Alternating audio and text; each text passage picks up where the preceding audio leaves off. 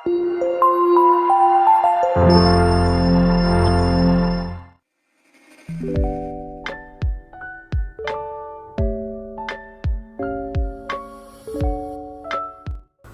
berjumpa kembali para mahasiswa. Pada sesi ini saya akan menjelaskan tentang data understanding, eksplorasi, dan visualisasi. Pertama kali saya akan memperkenalkan diri saya terlebih dahulu. Nama saya Imadi Wiryana, saya seorang dosen Universitas Gunadarma. Pertama kali saya akan menjelaskan apa itu yang disebut dengan eksplorasi data. Intinya eksplorasi data adalah kita melihat dari data-data yang telah kita kumpulkan, apakah data tersebut telah merepresentasikan masalah yang akan kita coba untuk diselesaikan. Menelaah data adalah tahapan yang sangat penting setelah business understanding pada metodologi CRISP-DM. Tahapan ini akan memberikan fondasi analitis untuk melihat, kemudian membuat suatu ringkasan summary dan mengidentifikasi potensi masalah yang ada dalam data tersebut. Pada tahap ini, kita akan mengecek apakah ada nilai-nilai yang hilang, data yang tidak balance, kemudian ada outlier, data yang keluar dari keteraturan pada data tersebut, ataukah format yang ada. Proses data understanding ini sangat penting dan populer dengan istilah yang disebut dengan statistik deskripsi yang menggunakan teknik visualisasi. Teknik visualisasi ini akan membantu data scientist untuk memahami isi data, menilai kualitas data, dan menemukan insight awal dari data tersebut. Mengapa diperlukan data understanding? Pertama, data itu adalah bahan mentah dari suatu solusi artificial intelligence. Tanpa data yang baik, maka sulit sekali solusi artificial intelligence dapat bekerja. Data dari suatu sumber belum tentu dapat langsung dipakai karena maksud dan tujuan data-data tersebut berbeda. Sumber data berbeda, tingkat kekayaan atau richness-nya pun berbeda-beda. Tingkat keandalan atau reliability dari data tersebut berbeda. Data understanding ini sangat penting karena memberikan gambaran awal tentang pertama adalah kekuatan data, kekurangan dan batasan penggunaan data, tingkat kesesuaian data dengan masalah bisnis yang akan dipecahkan, dan tentu saja ketersediaan data, apakah data tersebut terbuka, tertutup, membutuhkan biaya mengakses, ataupun juga membutuhkan izin untuk mengakses. Saat ini terjadi begitu beragamnya data yang dapat diolah untuk kepentingan bisnis kita. Sumber-sumber data dari perangkat Internet of Things, perangkat remote sensing, misalnya drone, peralatan wearable cameras, ataupun data-data yang terbuka pada publik. Kemudian juga sosial media sebagai salah satu sumber data, kemudian perangkat mobile, perangkat posisi mobile, dan lain sebagainya.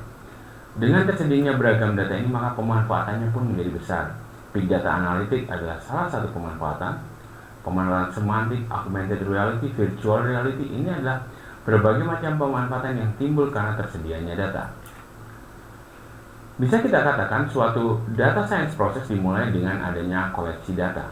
Sehingga kita kenal data science hanya bisa terjadi ketika kita memiliki data yang cukup dan kita baru dapat memformulasikan solusi-solusi yang ada pada data tersebut. Sehingga pertama yang dilakukan adalah memproses data.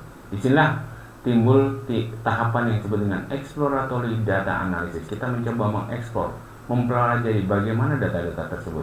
Dan tentu saja sebelum melakukan hal tersebut, kita terkadang perlu melakukan pembersihan data. Data-data yang nilainya agak tidak tepat kita hapus dan lain sebagainya. Setelah melakukan exploratory data analysis, kita bisa melakukan permodelan, melihat suatu bentuk-bentuk umum yang ada pada koleksi data tersebut. Setelah kita bisa melakukan permodelan, kita dapat melakukan visualisasi dan pelaporan.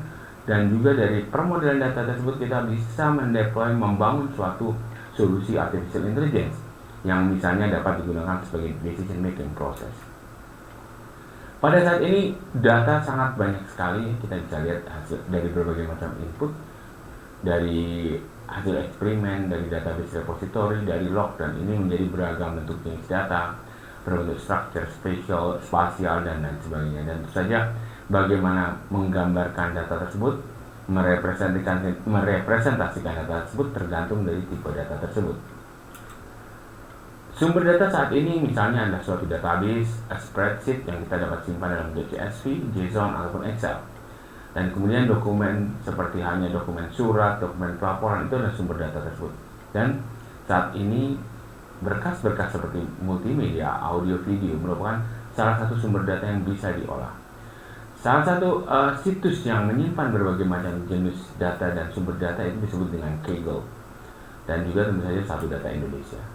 Berikut ini adalah beberapa sumber data yang dapat digunakan para mahasiswa untuk mulai belajar terkait pada data science. Pertama adalah portal Satu Data Indonesia, portal Data Jakarta, portal Data Bandung, Badan Pusat Statistik, Badan Informasi Geospasial, Machine Learning Repository, Kaggle, World Bank Open Data, UNICEF Data, dan lain sebagainya.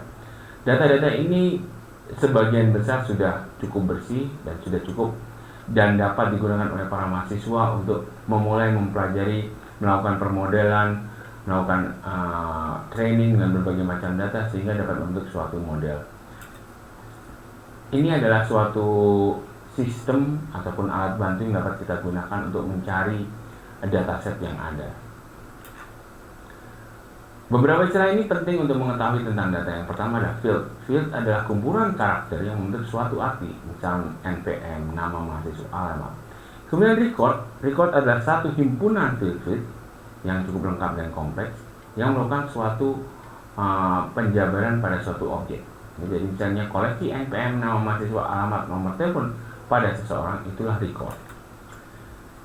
Terdapat berbagai macam jenis data. Yang pertama adalah disebut dengan jenis data terstruktur. Data terstruktur ini biasanya berbentuk tabular, isinya adalah numerical, ya, ataupun alphabetical, alfanumerik, dan biasanya antar bukti data itu bisa dipisahkan, bisa dilihat perbedaannya dengan jelas. Mengekstrak mencari data ini cukup mudah. Misalnya kita mengenal bentuk tabular seperti Excel ataupun spreadsheet.